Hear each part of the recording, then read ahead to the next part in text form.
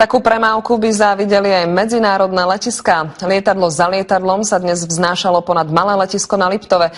Nešlo však o skutočné stroje, ale ich modely. Stretli sa tam najlepší piloti.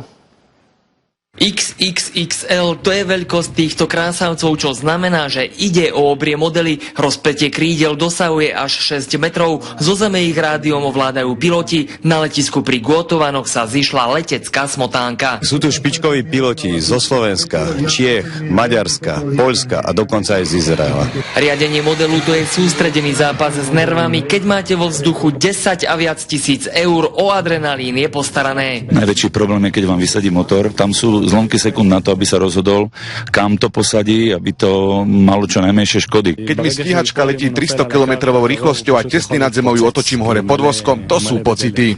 Dnes sme obdivovali aj napodobneniny skutočných lietadiel a jediné, čo im chýbalo, bol azda len minipilot v živej podobe. Absolútnou extra triedou je Čech Miroslav Tuček. Vyrobiť model, ktorý sa bude podobať na skutočné lietadlo na viac ako 99%, zaberie 4000 hodín čistej roboty. Samozřejmě to obnáší veškeré krytí, plechy, dvířka, vybavení kabiny, vrtula se musí podobat kužel, kolečka.